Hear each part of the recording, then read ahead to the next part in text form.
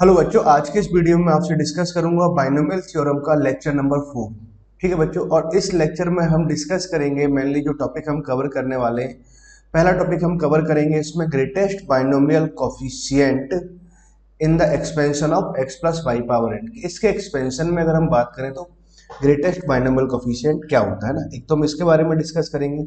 And second thing I will discuss numerically greatest term in x plus Y power n, मतलब x plus Y power n को आप expand करते हैं। ठीक है, और एक्स और वाई की हम किसी पर्टिकुलर वैल्यूज को अगर पुट कर दें तो हर एक टर्म की कुछ ना कुछ वैल्यू जाएगी, उनमें से सबसे बड़ा टर्म कौन सा होता है। ठीक है, इन डिटेल इन सब बातों को हम यहाँ पर समझेंगे ना। तो स्टार्ट करें टॉपिक को। दो ही टॉपिक्स है ना। पहला टॉपिक हमारे पास में क्या है, greatest binomial coefficient, greatest binomial coefficient. ठीक है, in x plus Y power N, इसके एक्सपेंशन की हम बात करें, ग्रेटेस्ट बाइनोमियल कोफिशिएंट। अच्छा देखो बच्चों, इसको जब एक्सपेंड कराओगे तो X plus Y power N expand करेंगे तो कितना, N C not x power N Y power zero, N C one x power N minus one Y power one, N C two X power of N minus two Y power two, dot dot dot. इसका expansion यही आएगा, कहीं कोई issue नहीं है ना। अच्छा, binomial coefficients की बात करें तो बाइनोमियल कोफिशिएंट्स क्या आएंगे, बाइनोमियल कोफिशिएंट्स एक तो आ जाएगा एन सी नॉट, एक आएगा एन सी वन, एक आएगा एन सी टू, एन सी थ्री। यहाँ से आ रहा बाइनोमियल कोफिशिएंट, ये आ गया, ये इसका बाइनोमियल कोफिशिएंट्स ये आ रहा है ना। ठीक है, ये हमारे पास में क्या है, सी नॉट, एन सी one, N C two, N C three, dot dot n सी एन, ये सभी कैसे बाइनोमियल कोफिशिएंट है। ठीक है, अब मुझे करना क्या है, इनमें से जो बाइनोमियल कोफिशिएंट है सी जीरो से लेकर के अप टू सी एन तक हम जा रहे हैं। ठीक है, तो इसमें से मुझे करना क्या है, मैक्सिमम वैल्यू फाइंड आउट करना है। ठीक है, मैक्सिमम वैल्यू। अब देखो इसको सॉल्व करने के एक्चुअली में आपको क्या है, पहले तो टू द पॉइंट हम बात कर लेते हैं, फिर वो आया कैसे, सेकंड थिंग हम इसके बारे में बात कर लेंगे ना। पहले हमें क्या है, इन नट सेल थ्योरी वाला पोर्शन कंप्लीट करते हैं ना। ठीक है, जो हमें काम आएगा, प्रूफ उतना काम नहीं आएगा बट समझने के लिए मैं आपको बताऊंगा अभी ना कि कैसे वो सब रिजल्ट्स आते हैं ना। ठीक है, तो पहली बात तो देखो, आपको एक बात ये हमेशा ध्यान रखो बच्चों, एनसीआर का जो मैक्सिमम वैल्यू है ना, इसको आप पहले आप डायरेक्टली याद ही रखिए।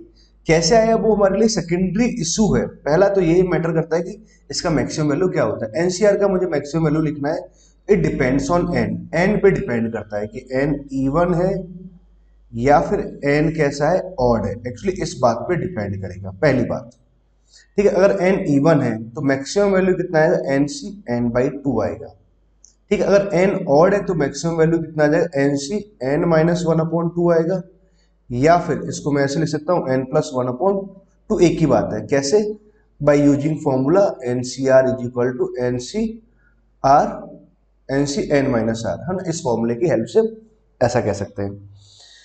क्लियर है, अगर यहाँ फॉर्मूला लगाओगे एन सी एन माइनस, तो यहाँ पर कितना आएगा, N minus of this term आएगा, तो एलसीएम लेंगे टू एन माइनस एन, तो एन आ गया प्लस वन अपॉन टू, है ना, ये वाला टर्म आ जाएगा। मतलब एनसीआर का अगर मैं मैक्सिमम वैल्यू की बात करता हूँ, तो एनसीआर का मैक्सिमम वैल्यू कितना है, इट डिपेंड्स ऑन एन, वो एन पे डिपेंड करता है। अगर एन इवन है तो उसका मैक्सिमम वैल्यू कितना आ जाएगा, एन बाई टू आएगा। अगर एन ऑड है तो मैक्सिमम वैल्यू कितना आ जाएगा, N C N minus one upon two आ जाएगा।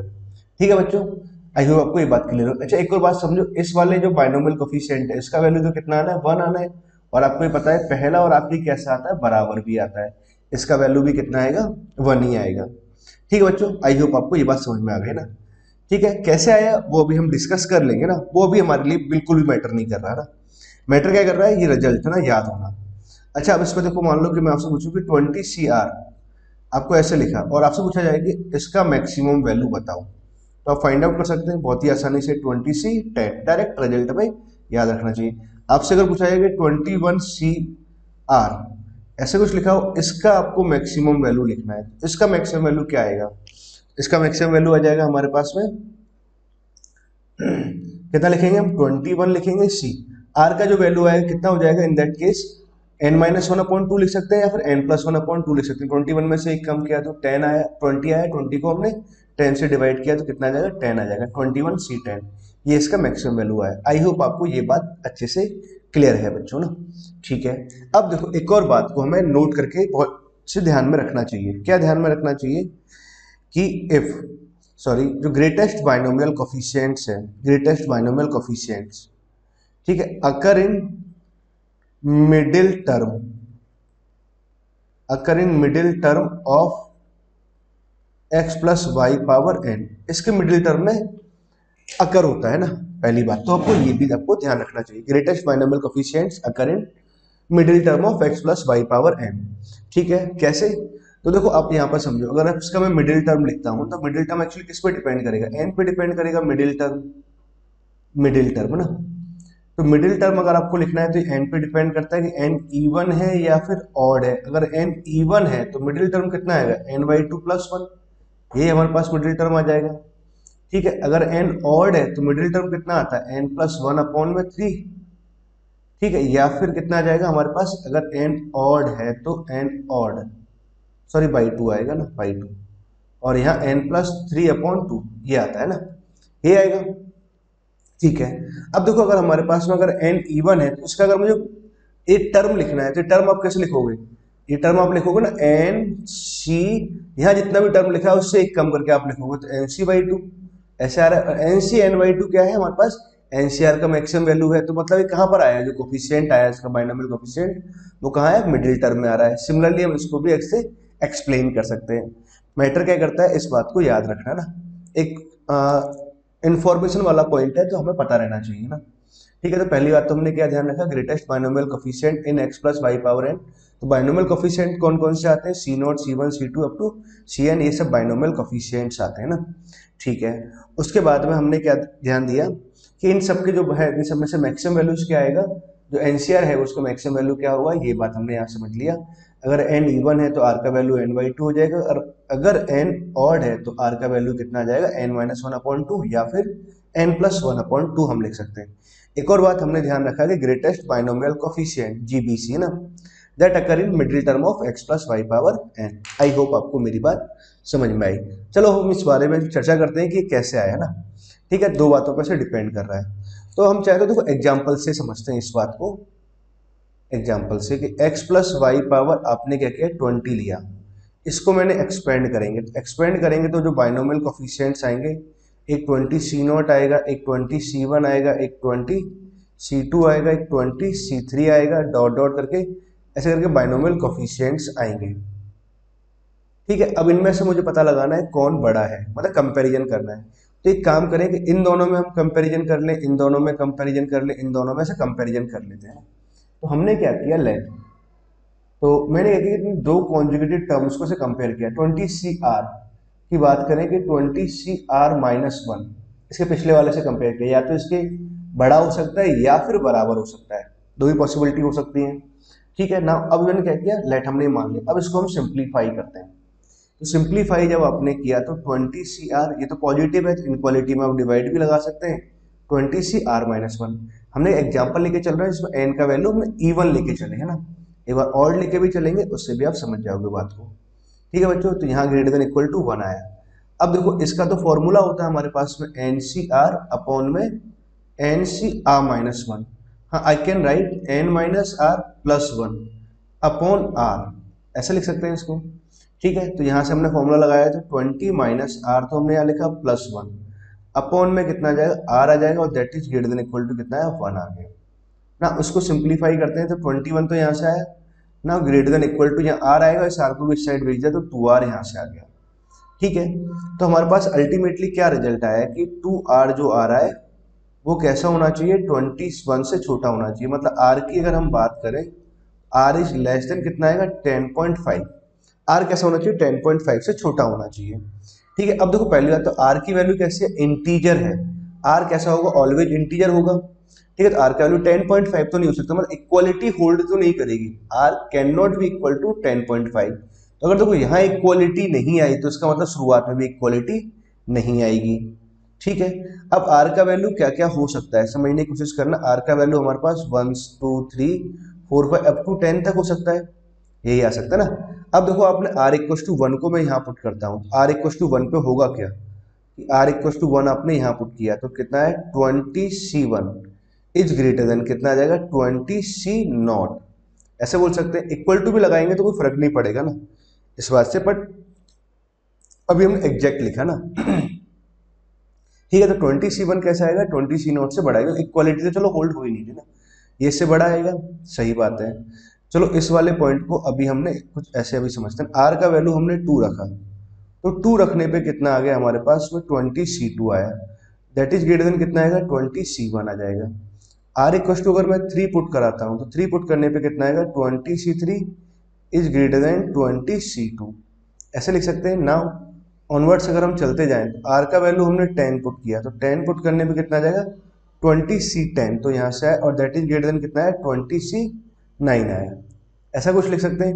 अब देखो इसको मैंने थोड़ा अलग अंदाज में लिखा, पहले ऐसे लिखा 20C0 इज लेस देन कितना आ जाएगा 20C1, ऐसे आ गया ना। इसको फिर मैंने ऐसे लिखा 20C1, इसका मतलब क्या लिखा हुआ है, इसको मैं ऐसे लिख सकता हूँ 20C2 से छोटा आएगा ना। इसकी अगर हम बात करें कि 20C2 जो आएगा दैट इज लेस देन कितना आ जाएगा 20C3, ऐसे चलते गए। एंड ऑनवर्ड्स हमने लिखा 20C9 इज लेस देन कितना आ जाएगा 20C10, यहाँ तक की बात सही है ना।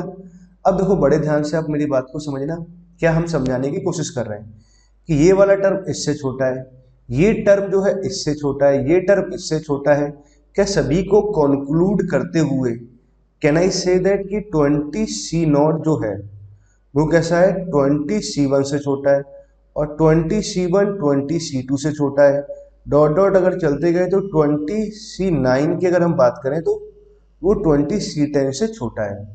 ठीक है बच्चों, आई होप आपको मेरी बात समझ में आई। तो यहाँ से हमने क्या समझ में आया कि ये टर्म सबसे छोटा है और बाकी टर्म धीरे धीरे आगे बढ़ती गई, यहाँ तक टर्म इंक्रीज हो रही है, इंक्रीज, समझ रहे हैं ना, यहाँ तक टर्म बढ़ी।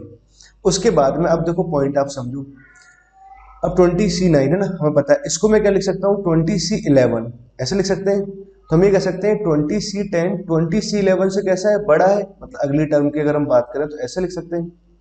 यहाँ कितना आएगा 20C8 आएगा, तो 20C9 एक्चुअली 20C11 ही लिखा हुआ है, तो 20C12 से बड़ा आ रहा है, तो मतलब कुछ ऐसे चाहे तो ऐसे भी लिख सकते हैं आगे के टर्म, क्योंकि हमें पता है पहले और आखिरी बाइनोमियल कोएफिशिएंट्स कैसे आने, बराबर आने। ठीक है, तो अब हमने यहाँ लिखा थोड़ा सा आपको मैं ऐसे लिख देता हूँ ना ताकि आपको क्लियरली दिखाई दे, 20C20 कुछ ऐसे लिख सकते हैं। इसके बाद में देखो टर्म्स, यहाँ के बाद में टर्म क्या हुआ, डिक्रीज करना स्टार्ट कर दिया, टर्म ने डिक्रीज किया। अब देखो हमारे पास में क्या है, ये वाला जो हिस्सा आया ये एक्चुअली कैसा आया, मैक्सिमम आया। ठीक है, तो मैक्सिमम वैल्यू कितनी आई हमारे पास में 20C10 आया। तो ठीक है, अब देखो इस बात को अगर आप समझे, ठीक है, अब देखो इस बात को आप समझिए ध्यान से कि 20C10 हमारे पास मैक्सिमम आया, मतलब अगर n इवन है तो r का जो वैल्यू आ रहा है वो कितना है 10 आया, मतलब n/2 आया। ठीक है, और ध्यान से देखा है 20 है तो इसका मिडिल टर्म आप लिखेंगे तो कितना आ जाएगा 20 + 2/2।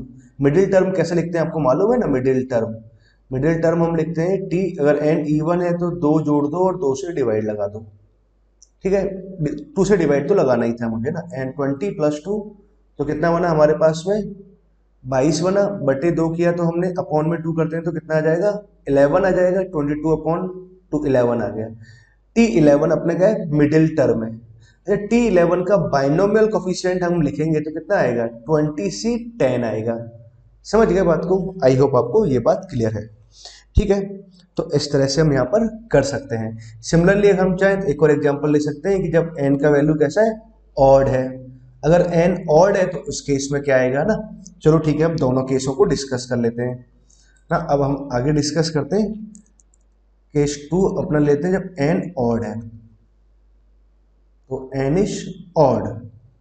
ठीक है, अगर n ऑड है तो हमने एक एग्जाम्पल के सहारे जा रहे हैं ना, x + y⁻21 हमने लिखा।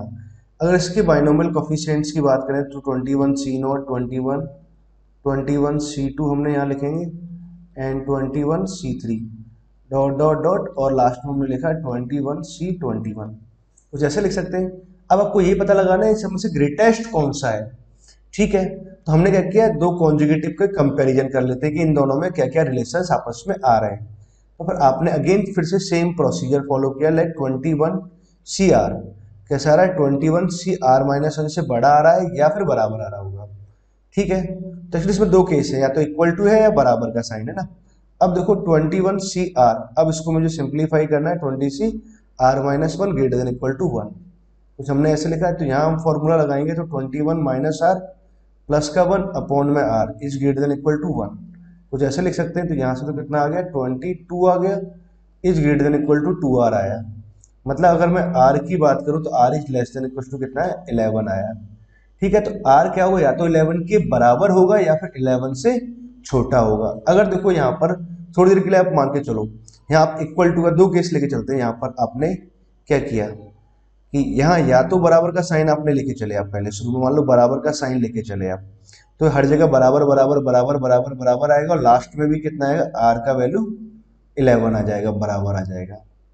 ठीक है, अगर मान लो आप ग्रेटर देन का साइन लेके चलेंगे तो यहाँ भी ग्रेटर देन आएगा, यहाँ भी ग्रेटर देन आएगा, यहाँ भी ग्रेटर देन आएगा, और यहाँ लेस देन आ जाएगा। अगर हम ग्रेटर देन का साइन लेके चल रहे हैं, ठीक है बच्चों, तो एट द एंड आर का वैल्यू कितना आएगा, लेस देन 11 आएगा। ठीक है, ओके। अब देखो बात को समझिए, इक्वल टू का साइन लेके चले तो हमारे पास में क्या आया, यहाँ पर इक्वल टू का साइन आया। अब देखो आप बात को समझो, जब आर का वैल्यू 11 है, ठीक है, तो हमने एक केस ऐसे डिस्कस किया जब आर इक्वल टू 11 पे क्या होगा कि 21C11 कि 21C11 की अगर हम बात करें दैट इज इक्वल टू कितना आएगा, 21C10 के बराबर आएगा। आपको बात समझ में आई कि आर इक्वल टू जब 11 है तो 11 पे कितना आएगा, आर इक्वल टू 11 आपने यहाँ पुट किया तो ये दोनों बराबर आ जाएंगे। अब आगे का पॉइंट आप समझो, जब आर का वैल्यू 11 से छोटा है तो आर का वैल्यू 1 हो सकता है, आर का वैल्यू 2 हो सकता है, ठीक है, और आर का वैल्यू 10 भी हो सकता है। ठीक है, तो आर इक्वल टू अपने जब 1 पुट कराएंगे तो भाई कितना आएगा, 21C1 इज ग्रेटर देन कितना आएगा, 21C0, ऐसे कुछ आ जाएगा। आर का वैल्यू अपने 2 पुट कराया है, 21C2 is greater then 21C1, ऐसे कुछ आते जाएंगे, और लास्ट में अपने चलते गए तो 21C10 इज ग्रेटर देन कितना आ जाएगा, 21C9, कुछ ऐसे लिख सकते हैं। यहाँ तक की बात हुई हमें क्लियर हुई ना। अब आगे का पॉइंट आप आगे समझो कि यहाँ तक का पॉइंट हमें क्लियर हुआ। यहाँ से देखो फिर से हमने उसी बात को एनालिसिस किया कि 21C0 जो है वो कैसा है, 21C1 से छोटा है, और 21C1 कैसा है, 20C2 से छोटा है, और 21C2 कैसा है, 21C3 से छोटा आ रहा है। डॉट डॉट आप चलते गए तो लास्ट में कितना आ जाएगा, 21C9 इज लेस देन कितना आएगा, 21C10, और 21C10 इज बराबर आ रहा है 21C11 के बराबर आया। उसके बाद अब बात करते हैं, तो देखो 21C9, तो यहाँ से 21C9 अगर जब हम कराएंगे ये तो कितना आ जाएगा हमारे पास में, 21 में से अगर हम 9 सब्ट्रैक्ट कर देंगे कितना आएगा, 12 आएगा ना। तो 12 जब आया तो भैया 21C10 जो है कितना इससे बड़ा आएगा, मतलब 21C12 से बड़ा आएगा। अब हम लास्ट में चलते जाएंगे, ऐसे कुछ टर्म होता जाएगा। अब पॉइंट को समझो, तो यहाँ से क्या हुआ, यहाँ से कम टर्म थी, यहाँ से आप बढ़ते जा रहे हैं, बढ़ते गए बढ़ते गए बढ़ते गए बढ़ते जाएंगे इस तरह से, यहाँ तक टर्म ऐसे पहुंचे। यहाँ पर ये दोनों टर्म्स बराबर हुई, हॉरिजॉन्टल लाइन दिखाया कुछ हमने, और उसके बाद में फिर यहाँ से टर्म्स कम होना शुरू हो गया। ठीक है, तो अगर हम बात करें सबसे बड़ी टर्म की बात करें तो ये दोनों टर्म्स कैसे आएंगी, सबसे बड़ी टर्म आएंगी। क्लियर है बच्चों ना, आई होप आपको बात समझ में आएगा। दो ही केस पॉसिबल हो सकते थे, पॉजिटिव एन कैसा है हमारे पास में, जो पॉजिटिव इंटीजर है तो या तो ऑड हो सकता है या इवन हो सकता है। क्लियर बच्चों, आई होप आपको ये बात अच्छे ढंग से क्लियर हो गई। ठीक है, तो हमने फर्स्ट पॉइंट ये समझा कि ग्रेटेस्ट बाइनोमियल कोफिशिएंट कैसे फाइंड आउट करते हैं। क्लियर, नाउ अब हम मूव करते हैं अपने नेक्स्ट पॉइंट की तरफ, ग्रेटेस्ट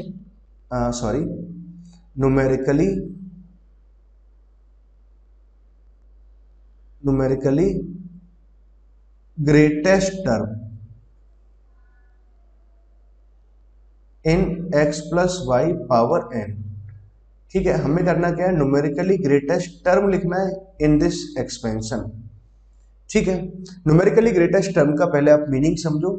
न्यूमेरिकली ग्रेटेस्ट का मतलब हम क्या बात कर रहे हैं, मैग्नीट्यूड वाइज। पहले तो आप हेडिंग को समझना बहुत जरूरी है, मैग्नीट्यूड वाइज, कि भाई मैग्नीट्यूड वाइज है ना, कि कौन सा सबसे बड़ा टर्म आएगा ना।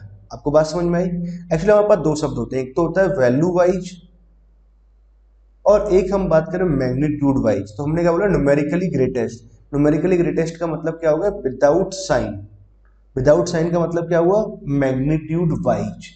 अब देखो इस बात को भी आप समझिए ना ध्यान से, भाई आपके पास में क्या लिखा हुआ x plus Y power n, कुछ ऐसे लिखा हुआ है। आपने इसको एक्सपेंड किया n C not x power n और y पावर 0, ऐसे कुछ लिखेंगे एन सी one x power n minus one Y power one, N C two हमने यहाँ से लिखा x power n minus two Y power two, dot dot dot ऐसे कुछ हमने लिख लिया, और एन सी एन एक्स पावर 0 और वाई पावर n आ जाएगा, ऐसे कुछ लिखा। अब देखो बात को समझिए, ये हमारे पास में क्या first term, this is second term, this is third term, ऐसा कुछ लिखा हुआ, this is n plus one th term, ऐसे कुछ लिखा हुआ है। अगर मान लो आप करस्पॉन्डिंग यहाँ पर x का आपने कुछ वैल्यू पुट किया, y का भी कुछ वैल्यू पुट कर देते हैं। मान लो x का वैल्यू आपने a ले लेते हैं और y का वैल्यू आपने से b पुट कर दिया, तो कुछ वैल्यूज पुट कर दी, नंबर है ना 2 3 या यहाँ माइनस साइन कुछ भी ऐसे लगा दिया ना, तो x का वैल्यू पुट कर दिया, y का वैल्यू आपने पुट कर दिया। पुट करने के बाद में क्या होगा, हर एक टर्म का अपने आप में कुछ ना कुछ वैल्यू जाएगा, कुछ ना कुछ जब वैल्यूज आएगा तो आपसे पूछा हुआ है कि ये टर्म आया अपने आप में इसी कुछ ना कुछ वैल्यूज होगी, इस टर्म की भी कुछ ना कुछ वैल्यू होगी, x और a की वैल्यू, x और y की वैल्यूज को पुट करने के बाद में इस टर्म की भी कुछ वैल्यू आएगी। ठीक है, तो आपसे पूछा गया है कि जब इस तरह से वैल्यूज आएंगी तो हमारे पास में न्यूमेरिकली सबसे बड़ा टर्म कौन सा होगा। ठीक बच्चों, आई होप आपको हेडिंग क्लियर हुई है ना। ना अब हम इसको कैसे फाइंड आउट करते हैं, तो पहले तो मैं आपको इन डिटेल में डिस्कस करूंगा, और फिर जो डिटेल का हम डिस्कशन कर रहे हैं ना उसको हम क्या है कि एक्चुअली इसका एक प्रोसीजर होता है ना, कुछ मेथड्स होंगे, इसे आप मतलब हार्डली 1 मिनट में कंप्लीट कर सकते हो ना, बहुत बड़ा टॉपिक ऐसा नहीं होता, बहुत डिफिकल्ट वाला पार्ट भी नहीं है। समझ गए बच्चों आप मेरी बात को। तो देखो पहले तो मैं आपको एक लेंदी वाला मतलब नॉर्मल प्रोसीजर से सॉल्व करेंगे ना, तो आपको इसके लिए थोड़ा सा पेशेंस भी रखना पड़ेगा सारी बातें, ताकि जब हम मेथड लिखेंगे तो आप हर एक बात को आप लिंक कर पाओगे। क्लियर बच्चों, आई होप आप मेरी बात समझ पाए है ना। अब देखो हमने क्या किया, पहले हमसे पूछा है कौन सा टर्म सबसे बड़ा टर्म है, हमें नहीं मालूम है ना, तो हमने क्या किया, let t r be the numerically greatest term, हमने ये मान लिया। ठीक है, ये कैसा है, सबसे बड़ा टर्म है। टी आर की बात करें तो न्यूमेरिकली ग्रेटेस्ट मतलब मैग्नीट्यूड वाइज हम बात कर रहे हैं, मैग्नीट्यूड वाइज ये वाला टर्म हमारे पास कैसा है, सबसे बड़ा टर्म है। तो इसका मतलब ये हुआ कि अगर ये टर्म सबसे बड़ा टर्म है तो इसके आगे और पिछले वाली वैल्यू से तो बड़ा ही है। मतलब अगर मान लो कहीं पर भी आपने अगर ये टी आर टर्म यहाँ आ रहा है, इससे पहले भी एक टर्म आ रहा हुआ, इसके बाद में भी एक टर्म आ रहा हुआ, तो हम एक बात ये बोल सकते हैं कि भैया टी आर जो है वो कैसा है, ग्रेटर देन इक्वल टू कितना आ रहा है, सबसे बड़ा टर्म है, तो इसके आजू बाजू वाली टर्म से बड़ा होगा कि नहीं होगा, बिल्कुल बड़ा होगा। ऐसे लिख सकता हूं मैं, टी आर या तो इसके बराबर आ सकता है या फिर इससे बड़ा आ सकता है, दो ही संभावनाएं पॉसिबल हो सकती है ना। ठीक है, अब हमने क्या किया, इस वाले पार्ट को या फिर चाहे तो और ऐसे भी लिख सकते हैं एंड, या फिर है ना इसको ऐसे भी बोल सकते हैं कि टी आर कैसा आ रहा होगा, टी आर बड़ा होगा टर्म, और इसके एक तो हमने टी आर प्लस वन ले लिया और इससे पहले वाला क्या है टी आर माइनस वन, इससे बड़ा आप ऐसे शो कर सकते हैं ना, थोड़ा साफ साफ लिख देते हैं। ठीक है, अगर मान लो सबसे बड़ा है तो इसके आजू बाजू वाली दोनों टर्म से, दोनों से बड़ा आएगा, इससे भी बड़ा आएगा एंड इससे भी बड़ा ही होगा ना। ठीक है, तो हमने किसी भी एक हिस्से को लेकर के सॉल्व किया अभी है ना, और आप यहां से मेरी बात को समझना। अब देखो टी आर ऐसे कुछ लिखा हुआ है, तो हमने क्या किया, ओके अच्छा 1 मिनट के लिए बात समझो, मैं थोड़ा सा चेंज ये कर लेता हूँ, वैसे कुछ गलत नहीं है, बट हम चाह रहे हैं कि नोटेशंस वाइज अपना जो नॉर्मली ऐसे चलता रहता है ना वैसे ही फॉलो करें। 1 मिनट के लिए आप मेरी बात सुनो, इसी बात को हम फिर से रिपीट करके लिखेंगे ना, और मैं यहाँ पर थोड़ा चेंज कर देता हूँ। लेट, हमने क्या किया, लेट मान लिया कि टी आर प्लस वन, इसको मान लेते हैं, वैसे कोई फर्क नहीं पड़ता उस बात से, कोई दिक्कत नहीं है ना। तो टी आर हमने टी आर प्लस वन को कैसे माना, न्यूमेरिकली ग्रेटेस्ट टर्म माना। टी आर न्यूमेरिकली ग्रेटेस्ट का मतलब क्या हुआ, मैग्नीट्यूड वाइज। ठीक है, मैग्नीट्यूड वाइज कैसा है, सबसे बड़ा टर्म है। तो अगर ये सबसे बड़ा टर्म है टी आर प्लस वन, तो इससे पहले वाली जो टर्म आ रही होगी टी आर, उससे बड़ा होगा या उसके बराबर आएगा। And T R plus one की बात करें तो अगर ये सबसे बड़ा टर्म है तो इसके बाद में एक टर्म आएगी आर प्लस टू वाली टर्म, उसके मैग्नीट्यूड से भी कैसा होगा, बड़ा होगा या फिर बराबर होगा। समझ गए बच्चे? आई होप आप मेरी बात समझ गए ना। ऐसा मैंने क्यों लिखा, तो कैलकुलेशंस वगैरह थोड़ी आसान और एक स्टैंडर्ड फॉर्मूला आ पाए ना। नाउ अब देखो इस वाले पॉइंट को हम समझते हैं। Mod of magnitude of T R है ना, इसको तो मैं डिवाइड भी लगा सकता हूँ, कोई इशू नहीं है। तो टी आर प्लस वन आपने डिवाइड लगाया तो यहाँ टी आर मैंने ऐसे लिखा और मॉड ओवरऑल पे लगा दिया। ठीक है, यहाँ तक का पॉइंट भी क्लियर है ना। अब इस वाले पॉइंट को अगर मैं आगे सिंप्लीफाई करता हूँ, यहाँ से अगर हम लिखें तो एन सी आर तो हमने यहाँ लिखा, फर्स्ट एलिमेंट पे क्या आएगा, दोनों का डिफरेंस, और सेकेंड एलिमेंट पे नीचे वाला टर्म आ जाए पावर में आ जाएगा। अपॉन में हम क्या लिखेंगे, एन सी आर माइनस वन, ये लिखेंगे ना, x power N minus r minus one plus one, यहाँ से आ जाएगा इंटू वाई पावर कितना आ जाए, आर माइनस वन आ गया। ठीक है, ग्रेटर देन इक्वल टू कितना है, वन आ जाएगा। ठीक है, यहाँ तक की बात भी मुझे समझ में आती है ना। अब इसको मैं यहाँ सॉल्व करता हूँ ना, इस हिस्से को यहाँ सॉल्व कर रहे हैं। अब देखो आप एक बात समझो, एनसीआर और एनसीआर माइनस वन तो पॉजिटिव होंगे, पॉजिटिव है तो आप मोड से बाहर भी निकाल सकते हो, कोई इशू नहीं है इसमें। अच्छा, इसका तो डायरेक्ट मुझे फॉर्मूला भी पता है तो हमने फॉर्मूला भी लगा दिया, बाहर भी निकाल दिया, डायरेक्ट फॉर्मूला भी लगा दिया, n minus r plus one upon में आर, कुछ ऐसे लिख सकते हैं। ठीक है, अब देखो x power N minus r से तो कैंसिल हो जाएगा और नीचे कितना बचेगा, एक्स बचा। ठीक है, और ये मॉड ऑफ एक्स, ठीक है, यहाँ से ऊपर वाला इससे कैंसिल होगा तो यहाँ से कितना जाएगा, मॉड वाई बचेगा, और that is greater than equal to कितना आ जाएगा, वन आ गया।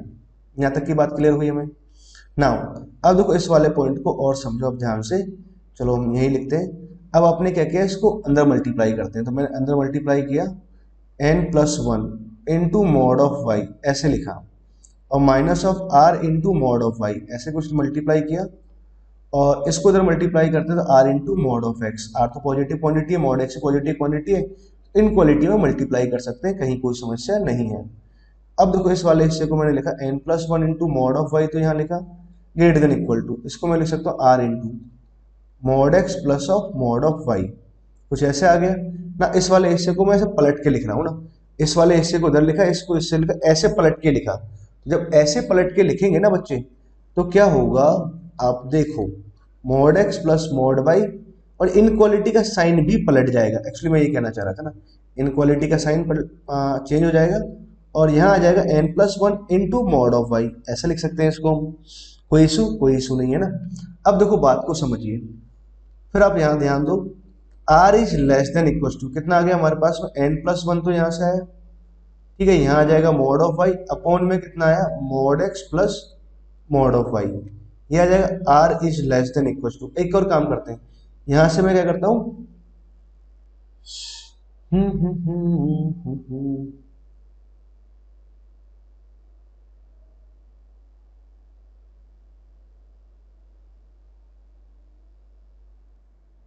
यहाँ से कटेगा, ये इससे ऊपर आ जाएगा, mod y upon mod x हमने यहाँ से लिख दिया, सही है, ठीक है ना। अच्छा, यहाँ से देखो मॉड वाई हम यहाँ से कॉमन ले लेते हैं, तो मॉड वाई अगर कॉमन ले लेंगे तो अंदर हमारे पास में क्या बचेगा, एन प्लस वन तो यहाँ से आ गया, अपॉन में कितना आ जाएगा, one plus mod x upon mod Y.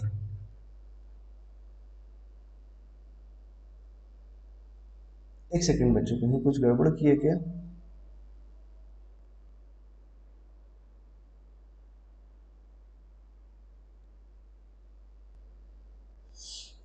हाँ बच्चों सबको सही है ना, कोई दिक्कत नहीं है ना इसमें। एक बात आप समझो ना, यहाँ तक इसको मैं ऐसे लिखने के बजाय ना इस तरह से लिखता हूँ ना, इस अंदाज में ना, लिखने का पैटर्न थोड़ा सा अलग रखते हैं। क्या रखा हमने कि मॉड ऑफ वाई, यहाँ से एक काम करते हैं, मॉड एक्स कॉमन लेता हूँ, मॉड एक्स अगर यहाँ से कॉमन लेंगे तो यहाँ कितना आ जाएगा, mod y upon mod x, ऐसे लिख सकता हूँ, और वन प्लस ऑफ ये कितना आ जाएगा, mod y upon mod of x, mod y upon x, ऐसे लिख देते हैं। ठीक है, तो अल्टीमेटली तो कहने का मतलब ये है कि आर का जो वैल्यू आ रहा है वो एक्चुअली इसके बराबर आएगा या इससे छोटा आएगा ना, ये मैटर करता है, ये इंपॉर्टेंट पॉइंट है ना, हमें याद जो रखना चाहिए ना। आर हमारे पास में कितना आ रहा है, ये आया, ठीक, मतलब ऐसे अगर यहाँ लिखूँ तो आर जो आ रहा है that is less than equal to कितना आएगा, एन प्लस वन तो यहाँ से आया, इन टू में कितना आ रहा है, mod of y upon x, यहाँ से लिखा हमने, अपॉन में क्या लिखेंगे, one plus mod y upon x. ठीक है, ये इंपॉर्टेंट था पॉइंट।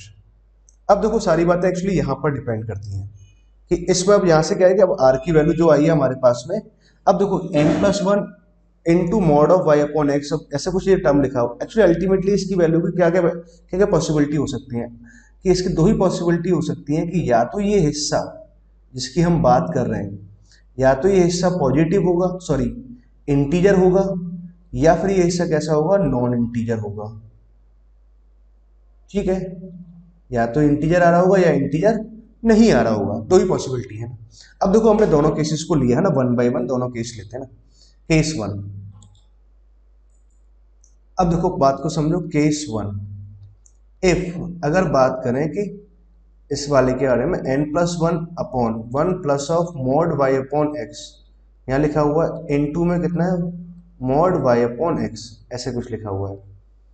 ठीक है, अगर ये वाला हिस्सा अगर इंटीजर है, अगर ये इंटीजर है तो इन दैट केस होगा क्या। ठीक, और मान लेता हूँ कि इस वाले हिस्से की वैल्यू को मैंने m मान लिया।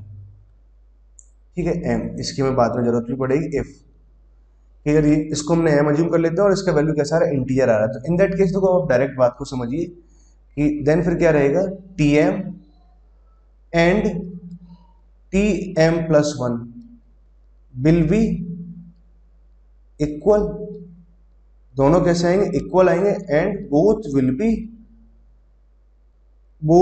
B numerically greatest term, both will be numerically greatest term, दोनों ही कैसे होंगे, न्यूमेरिकली ग्रेटेस्ट टर्म आएंगे। ठीक बच्चों, आई होप आपको ये बात समझ में आई है ना।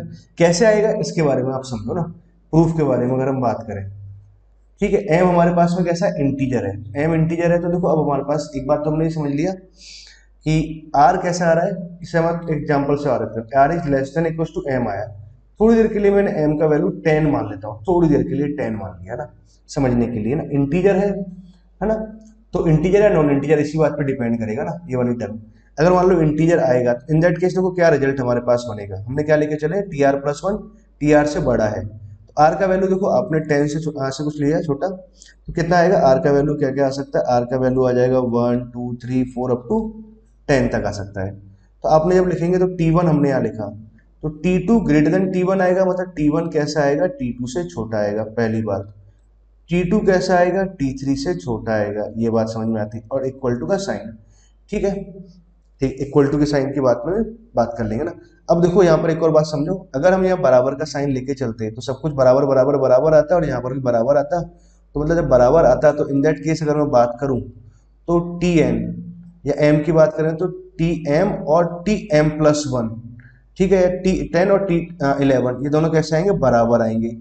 इससे पहले की अगर टर्म की बात करें तो ये कितना आएगा, इससे छोटा आएगा, और ये ऐसे मान लेते हैं कि t10 का मैग्नीट्यूड इससे छोटा आएगा ना।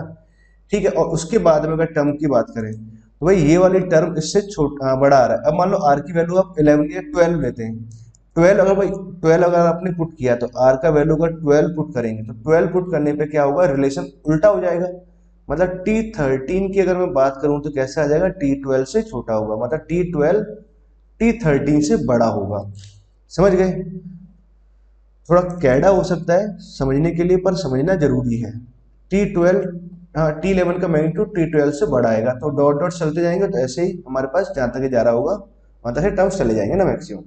ठीक है, अब ध्यान से देखो, तो इन टर्म का मैग्नीट्यूड बढ़ता जा रहा, मैग्नीट्यूड बढ़ता जा रहा, और उसके बाद में मैग्नीट्यूड यहाँ बराबर आया और यहाँ फिर डिक्रीज किया। तो अल्टीमेटली काम की बात क्या आ रही है, अगर हमारे पास में अगर n इंटीजर है, मतलब ये वाली जो टर्म है m, अगर इसकी वैल्यू इंटीजर आती है तो इन दैट केस हम क्या बोलेंगे, tm और tm+1 विल भी इक्वल आएंगे, दोनों ही इक्वल होंगे, दोनों ही कैसे आएंगे, न्यूमेरिकली ग्रेटेस्ट टर्म होंगे।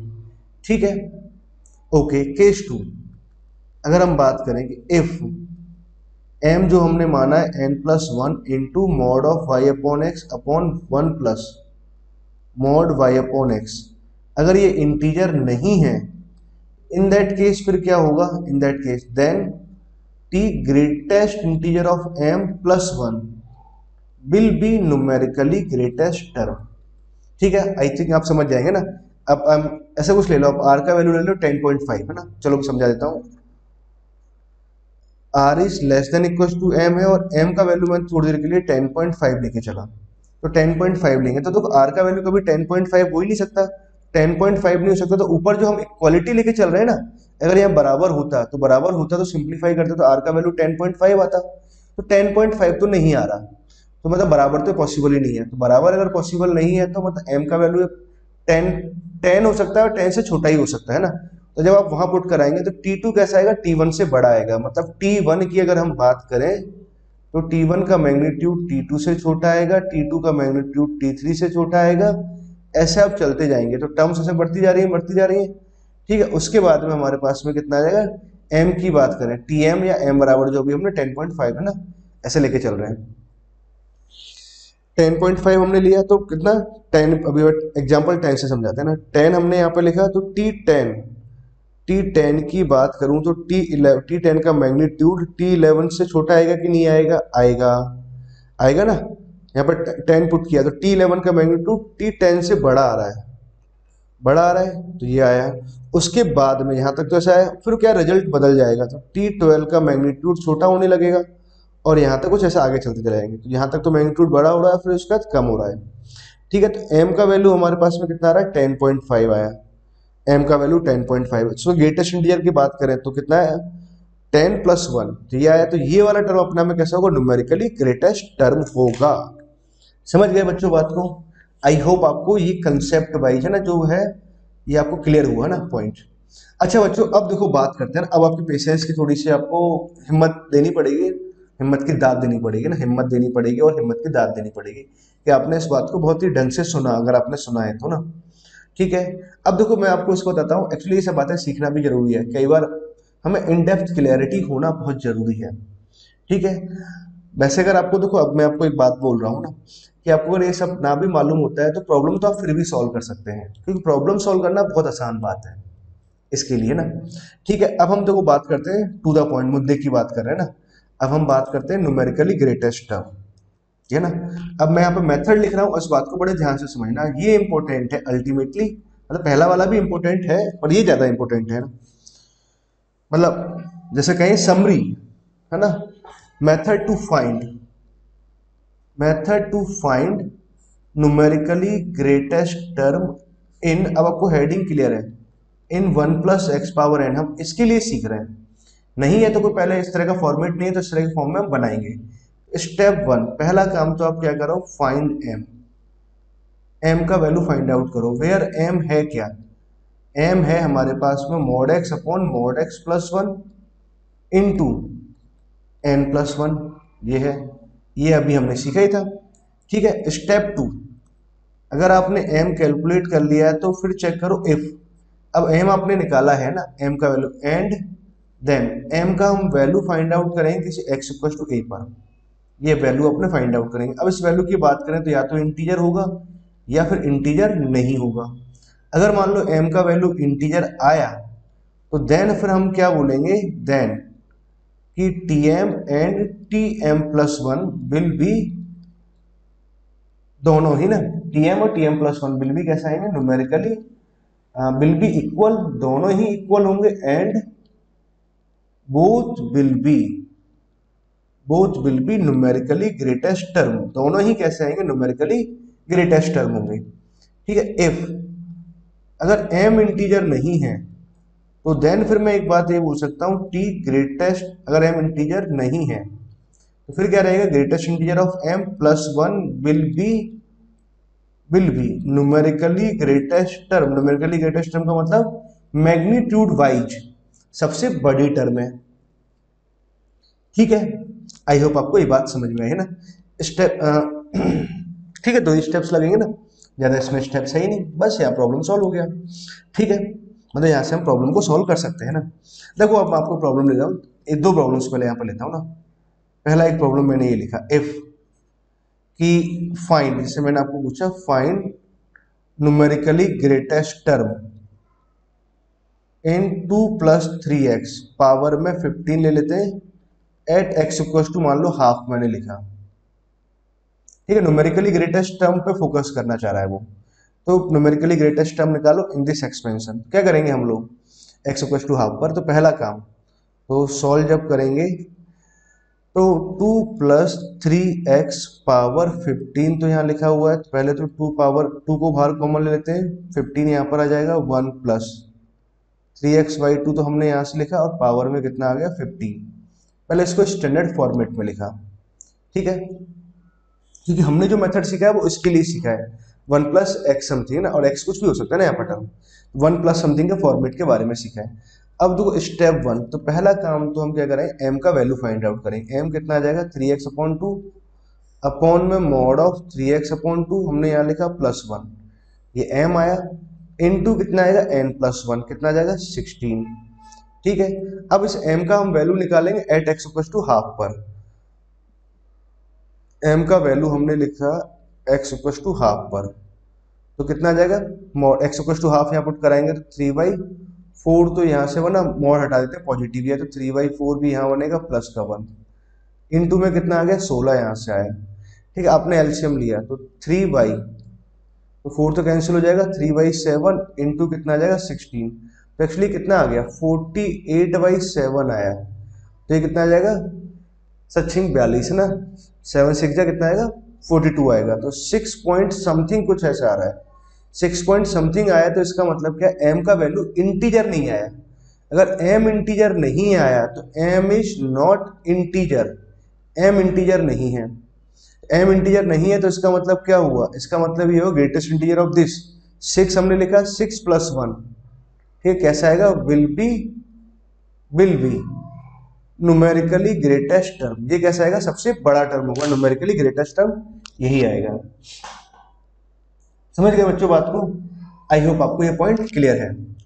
ठीक, अच्छा अगर मैं आपसे पूछूं इसी सवाल में, अगर x इक्वल टू, अगर मान लो कि मैं -½ लिख दूं, बताओ न्यूमेरिकली ग्रेटेस्ट टर्म निकालना है इन दिस एक्सपेंशन में जब x इक्वल टू कितना -½ है। ठीक है, अब देखो इस वाले क्वेश्चन को मैं इन डिटेल डिस्कस करना चाह रहा हूँ ना, -½ लेते हुए डिस्कस करेंगे ना, और प्लस वाले में भी समझाते हैं, दोनों बातों को भी समझाएंगे ना।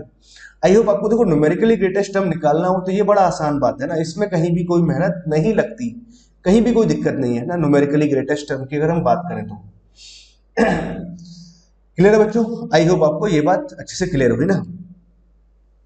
तो न्यूमेरिकली ग्रेटेस्ट टर्म हम निकाल सकते हैं, और अगर आपको प्रोसीजर्स वाइज अगर इसे देखें तो ये बहुत आसान होता है ना, इसमें कहीं कोई दिक्कत नहीं है।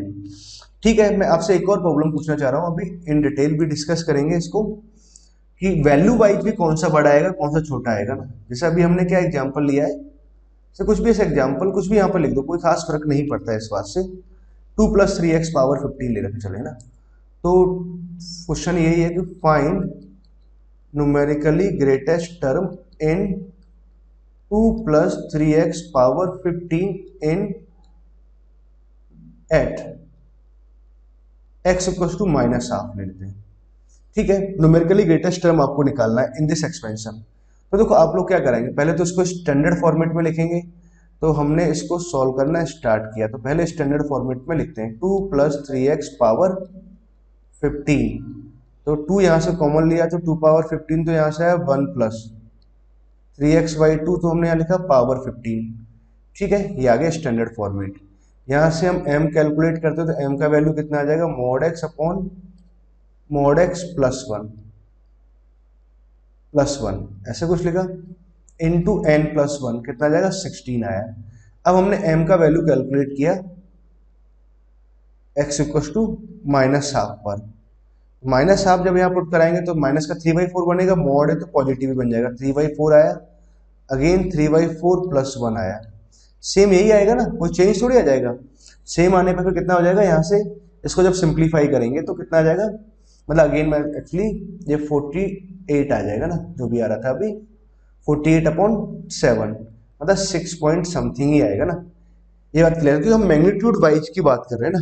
ठीक है, तो मैग्नीट्यूड वाइज भी कौन सा बड़ा है, 6 पॉइंट समथिंग, मतलब इंटीजर बना है, इसके वैल्यू इंटीजर नहीं आ रही, तो 7th टर्म कैसा आएगा, will be numerically greatest term आएगा। पहली बात तो में ये क्लियर होगी, क्यों आएगा ये हमने इन डेप्थ इन डिटेल में समझा हुआ है ना। ठीक है, अब देखो बात को आप समझो, बात को ध्यान से समझिए, ये सबसे बड़ा टर्म आएगा ना T5। ओके, मैं कुछ ऐसा चाह रहा था कि ऑड वाला ना, चलो तो कोई दिक्कत नहीं ना, आई होप आपको इस बात को क्लियर हो गया ना, कोई इशू नहीं ना। नाउ ऐसे प्रॉब्लम्स हम कर सकते हैं, कोई दिक्कत वाली बात नहीं है।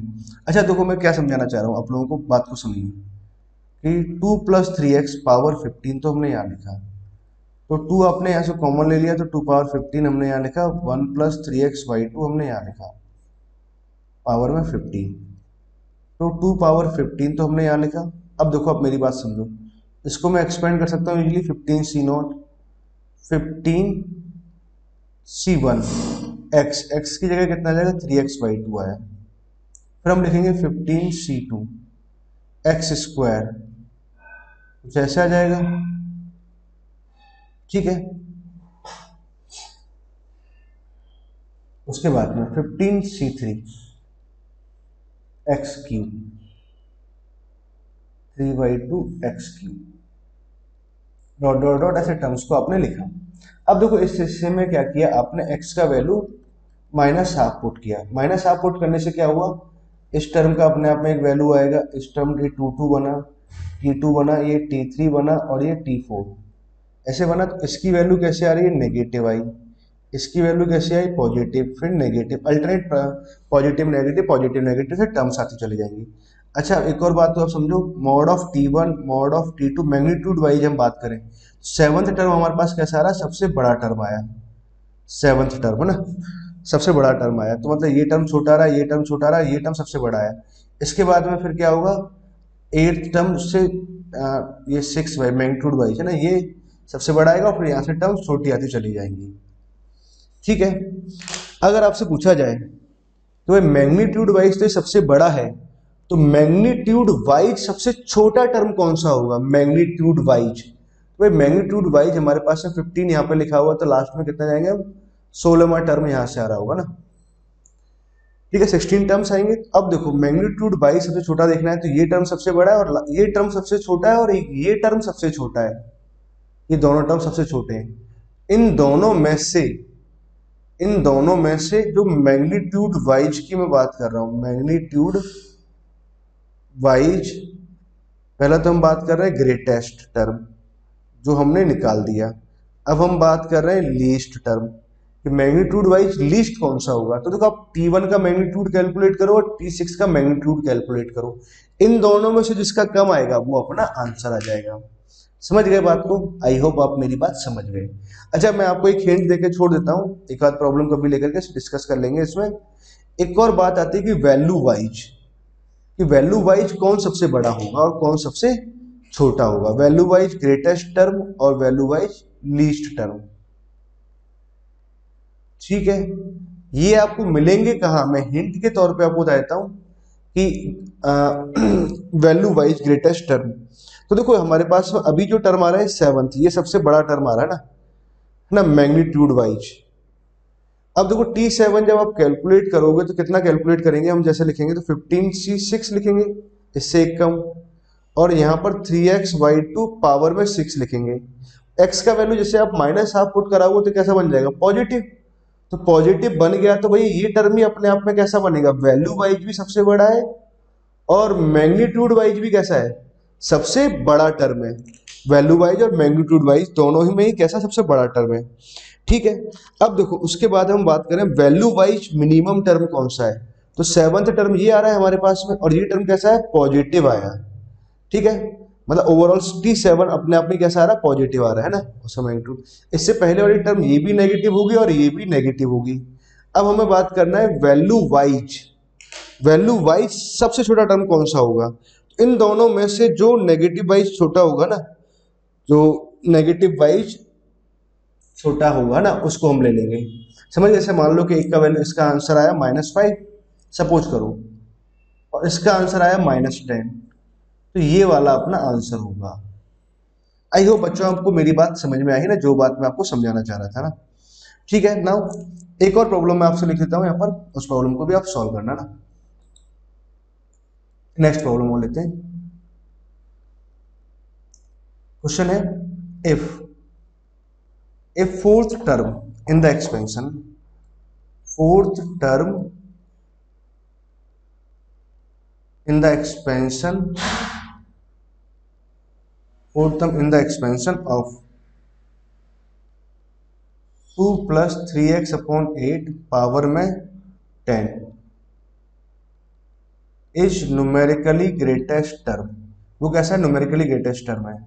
देन क्वेश्चन है, then find x, x find करना है, मतलब x का एक रेंज आएगा वो हमें फाइंड आउट करना है, ठीक है बच्चों, ठीक है। अब देखो उसने क्या बोला है कि जब टर्म की बात करें तो मैग्नीट्यूड वाइज कौन सा, फोर्थ टर्म सबसे बड़ा टर्म है। अगर ये फोर्थ टर्म सबसे बड़ा टर्म है तो T4 का मैग्नीट्यूड कैसा होगा, T3 के मैग्नीट्यूड से बड़ा आएगा। एंड T4 का जो मैग्नीट्यूड है इसके आजू बाजू वाली टर्म में सेकेंड टर्म और फिफ्थ टर्म है ना, और इसके अगला वाला टर्म कौन सा आ रहा है, वो फिफ्थ टर्म, तो भाई इससे भी कैसा होगा, बड़ा होगा। ठीक, एक ही टर्म आ रहा है फोर्थ टर्म, तो इक्वल टू का साइन नहीं आएगा। ठीक है, एक ही टर्म सबसे बड़ा आ रहा है, उसने बोला fourth term is magnitude wise greatest term, है ना, उसने ऐसा बोला है, तो हम क्या इक्वल टू का साइन नहीं लिखेंगे। अब देखो इसको सॉल्व करना बहुत आसान बात हो गई। T4/T3 तो हम यहां से लिख ही सकते हैं, ग्रेटर देन 1, कुछ ऐसे लिखा। अब फोर्थ टर्म मुझे लिखना है, फोर्थ टर्म अगर मैं लिखूं कितना आ जाएगा, NC tan C, आर का वैल्यू कितना आ जाएगा, tan C, फोर्थ टर्म लिखना है तो tan C3 तो हमने यहां से लिखेंगे 2 पावर कितना आएगा, इन दोनों का डिफरेंस 7 आ जाएगा, और 3x/8 पावर में कितना आ जाएगा, नीचे वाला टर्म एज ए पावर में, अपॉन में कितना लिखेंगे हम, थर्ड टर्म मुझे लिखना है तो tan C2 तो यहाँ से लिखेंगे 2 पावर में कितना 8 आ जाएगा, और यहाँ से आ जाएगा 3x/8 पावर में कितना आ जाएगा, 2 आ जाएगा।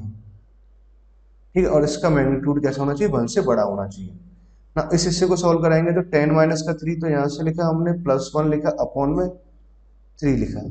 एक तो ये आ गया, 2 पावर 7 को यहाँ से कैंसिल कराएंगे तो 1/2 तो यहाँ से आ जाएगा, 3/8 और यहाँ से कैंसिल होगा तो ये 3/8 का टर्म यहाँ से आ जाएगा, x³ आ रहा है और यहाँ x² आ रहा है तो mod x यहाँ से आया और दैट इज ग्रेटर देन 1 आ जाएगा। ठीक है ना, इसको सिंप्लीफाई करते हैं, 3 से 3 भी कैंसिल हो जाएगा तो यहाँ से कितना लिखा हुआ है, 10 और 1 11 यहाँ से 11 में से 3 जाएगा तो कितना बचा, 8 बचा, है ना, 8 से ये 8 भी कैंसिल हो गया। फाइनली हमारे पास में कितना है, mod x अपॉन में 2 आ रहा है, ग्रेटर देन 1 आया, तो मतलब ये अल्टीमेटली कैसा है, mod x कैसा होना चाहिए, 2 से बड़ा होना चाहिए। ये बात समझ में आई। ठीक है, एक तो हमारे पास ये कंडीशन आई। सेकंड थिंग, यहाँ से अगर हम बात करें तो that is greater then T5/T4 लिखते हैं, बड़ा अपॉन छोटा टर्म ऐसे लिखते हैं ताकि फॉर्मूला आसानी से बन पाए ना। अब हमने इसको ऐसे लिख सकते हैं, T5 का मैग्नीट्यूड, फिफ्थ टर्म मुझे लिखना है तो कितना लिखेंगे, tan C4 फर्स्ट टर्म पर, फर्स्ट एलिमेंट पर, इन दोनों का डिफरेंस 6, और सेकंड की बात करें तो 3x/8 है ना, इस पर ये वाला टर्म ऐसे कैसे आएगा, नीचे वाला टर्म ऐसे पावर में आ जाएगा, अपॉन में हम क्या लिखेंगे, फोर्थ टर्म मुझे लिखना है, फोर्थ टर्म कितना आएगा, यहाँ से tan C3 ऐसे लिख सकते हैं, 2 पावर में ऐसे लिखेंगे तो कितना आएगा, इन दोनों का डिफरेंस 7 हमने लिखा, और यहाँ से आ जाएगा 3x/8 और नीचे वाला टर्म है पावर में यहाँ से आया, that is less then 1। Now उसके बाद अब देखो यहाँ से अगर इसको सिंप्लीफाई करें तो सिंप्लीफाई करना बहुत आसान बात है। यहाँ से हम लिखेंगे 10 माइनस, हमने लिखा 10 माइनस n माइनस आर, तो 6 आ गया, 6 + 1 किया तो 7 आया, डायरेक्ट लिखो 7/4, 7/4 तो इसका वैल्यू आया इस हिस्से का, इससे कैंसिल हो जाएगा तो अपॉन में 2 यहाँ से आया। ठीक है, 3/8 से कैंसिल हो जाएगा तो यहाँ ऊपर कितना आ जाएगा, 3 आ जाएगा और यहाँ से 8 आ जाएगा, ऐसा कुछ टर्म आया, यहाँ से हमारे पास mod x आ जाएगा और लेस देन 1 आ जाएगा। ठीक है, ये आ गया। अब देखो इसको सिंप्लीफाई करें तो कहीं कुछ नहीं कैंसिल हो रहा, 21 तो ऊपर आ गया, यहाँ से 8 यहाँ से बनेगा, 64 यहाँ से आया, मतलब हमारे पास आया mod x कैसा होना चाहिए, 64/21 से छोटा होना चाहिए। ये बात समझ में आई। तो mod x भैया इससे छोटा होना चाहिए एंड ये इससे बड़ा होना चाहिए। फाइनली जो कंक्लूड करेंगे तो mod x कैसा होना चाहिए, 64/21 से छोटा और 2 से बड़ा होना चाहिए। x का जो रेंज आएगा वो यहाँ से निकाल सकते हैं, तो ये हमारे पास आंसर आया, मतलब x बिलोंग्स कितना आएगा, तो 2, 64/21 तो हमने यहाँ लिखा। फिर हम यूनियन लिखते हैं और इसको पलट के लिखते हैं ना, शायद आप लोगों को ऐसे पता होगा, मैं ऐसे याद करवाता हूँ ना बच्चों को, -2। ठीक बच्चों, तो ये आंसर है ना, ये x का रेंज आया। क्लियर बच्चों, आई होप आपको ये वाला वीडियो में हमने जो कुछ बातें सीखी हैं आपको अच्छे ढंग से क्लियर होंगे ना। इसमें एक्चुअली हमने 2 टॉपिक पे फोकस किया था, ग्रेटेस्ट बाइनोमियल कोफिशिएंट और second thing numerically greatest term in this binomial expansion. अच्छा, न्यूमेरिकली ग्रेटेस्ट में भी हमने कुछ बातों पे फोकस किया था, मैग्नीट्यूड वाइज ग्रेटेस्ट और मैग्नीट्यूड वाइज लीस्ट, और एक टर्म आता है वैल्यू वाइज ग्रेटेस्ट और value wise least term. Clear है बच्चों ना, आई होप आपको ये सारी बातें अच्छे से क्लियर है। कहीं कोई दिक्कत जाती है तो आप चीजों को फिर से इसे रिकॉल करो, रिवाइज करिए। ओके बच्चों, थैंक यू।